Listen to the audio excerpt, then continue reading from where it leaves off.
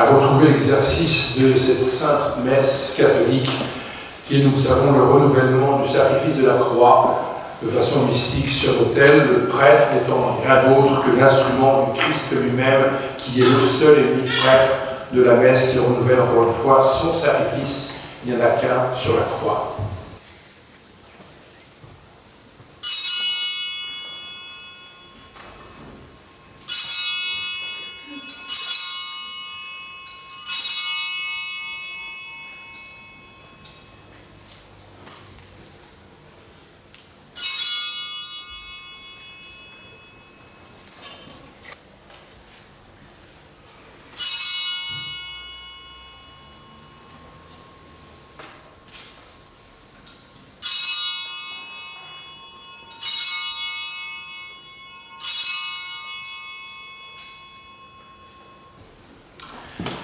L'église, donc, dans laquelle nous sommes, une église matérielle, il est vrai, où a lieu le sacrifice, et c'est le type de l'église spirituelle, qui est constituée par toutes les âmes qui s'y assemblent et qui veulent justement boire, jusqu'à satiété le sang de notre Seigneur, ou communier ce qu'il y a de nous-mêmes à son corps, puisqu'en prenant son corps, on boit aussi son sang, puisque l'un et l'autre sont liés, bien sûr, étant le corps et le sang de notre Seigneur, Dieu fait homme.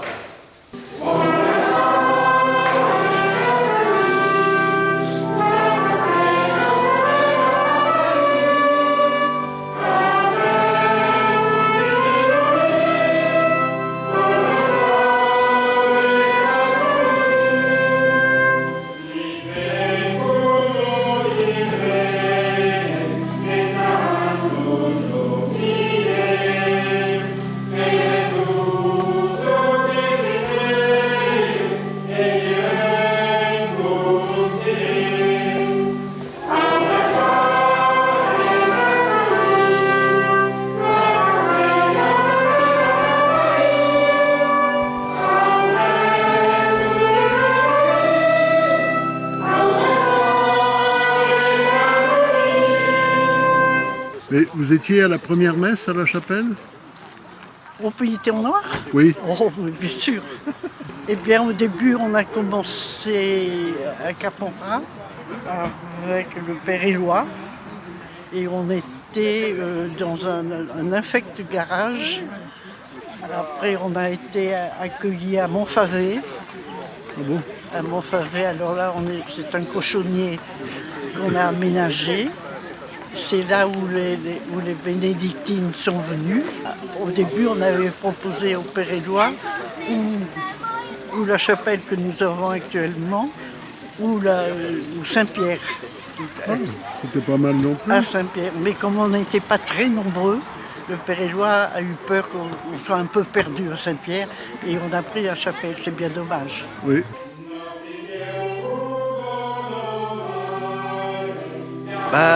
Bonne fête, joyeux anniversaire de la chapelle. Oui.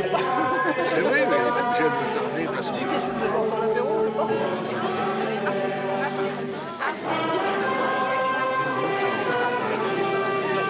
Et que le chef de l'opposition au projet de la chapelle à l'intérieur de la droite était l'oncle de l'abbé Mercury qui était la fraternité à l'époque. Donc il y avait des querelles intestines, même interfamiliales. Même interfamiliales. Et donc, comme les voix de la gauche, plus les gens qui suivaient l'archevêque d'Avignon à l'intérieur, étaient tels qu'on risquait de perdre le scrutin. Donc que j'avais proposé au maire, qui était favorable mais qui n'était pas très pratiquant, qui n'en faisait pas une affaire importante, c'est de nous réunir la majorité. Et on l'avait fait, je me rappelle, dans un restaurant qui s'appelait Dufresne un soir.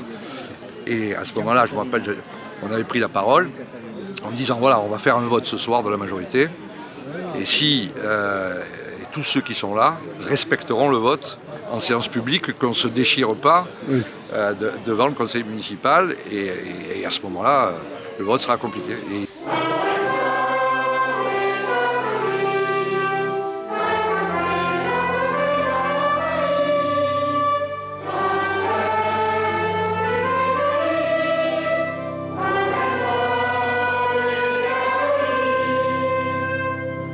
Ça fait combien de temps que vous êtes en Avignon? Voilà, donc moi c'est la 5e année là. 5e année. Alors, on se réjouit pour les 40 ans, voilà, 40 ans de victoire de la tradition. Voilà, la messe qui retrouve sa place dans une magnifique église. C'est une grande joie, on espère que ça va continuer malgré les temps mauvais.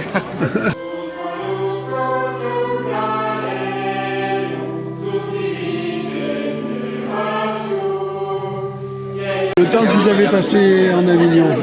2 ans, 2012-2014. Oui. Voilà, 2012 et surtout en alternance. En fait, j'étais pas du tout en poste pour Avignon. Oui. J'étais sur la Corse et on alternait avec Monsieur l'abbé Beauvais.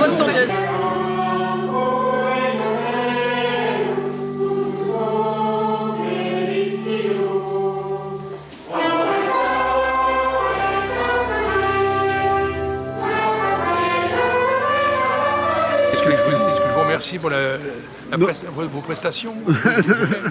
Non, on a de la chance, il fait très beau. Oui. Parce qu'hier, ils attendent un temps de cochon, comme on dit. Il faisait un temps affreux, oui. J'espère que ça ne va pas tourner. Non, sûrement pas. Maintenant, vous êtes là. Il y a Ah pas oui, de- c'est ça. Pas sûr. Il y a les sœurs qui sont en train de préparer le point d'orgue de cette journée, la pièce de théâtre sur l'histoire de la chapelle et des pénitents noirs de la confrérie en Avignon à travers les siècles. Donc ça a été beaucoup de travail de la part des mamans, de la part des mères, des enfants. Un grand merci à eux. Et également un grand merci pour tous ceux qui nous ont aidés à préparer cette belle journée, donc que ce soit pour le jardinage, pour le repas. Voilà, certains n'ont pas compté leurs heures, donc les messes seront célébrées pour les remercier pour tout le temps qu'ils ont passé.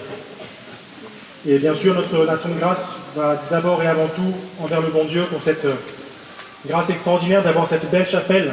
On avait insisté plusieurs fois dessus en début d'année et il y a quelques dimanches. Cette belle chapelle, c'est une grâce qu'il nous faut mériter par notre effort, par notre don. Vous savez qu'il y a des gardes à accomplir régulièrement. Voilà, soyons généreux, nous profitons de cette chapelle et bien montrons au bon Dieu que nous sommes reconnaissants et que nous tenons notre part du marché à côté en laissant cette chapelle ouverte. Voilà, un grand merci à Monsieur l'abbé, Monsieur le secrétaire du district d'être venu. C'est pour nous une grande grâce, un grand honneur. Et voilà, un grand merci surtout à M. Badiachino pour toutes ces années où il s'est donné corps et âme, on peut le dire vraiment, pour la chapelle.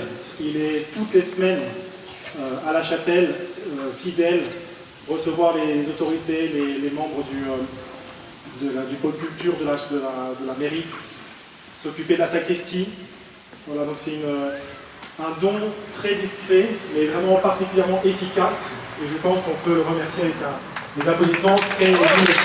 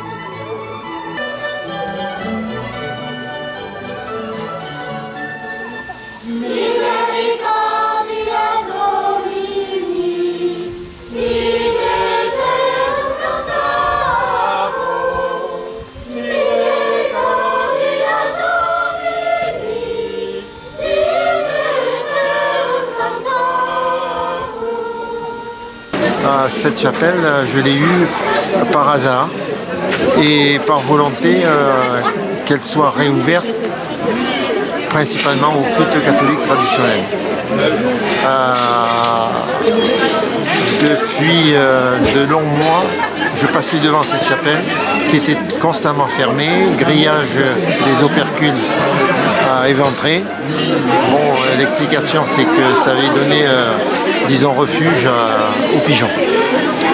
Et mon intervention lors de l'élection municipale a été disons, très positive dans la réaction d'un futur élu avec sa liste, mais qui était complètement défavorable dans les sondages. Cette liste, la Providence nous a aidés, est arrivée en tête du premier tour et du deuxième tour. Et à partir de ce moment-là, la promesse qui avait été donnée à ma personne, si il était élu avec sa liste, obligatoirement il nous délivrait l'ouverture d'une chapelle ou d'une église. Voilà, cette chapelle des pénitents noirs nous a été réceptionnée et depuis aujourd'hui, ça fait 40 ans dont nous fêtons notre anniversaire, avec la grâce de Dieu.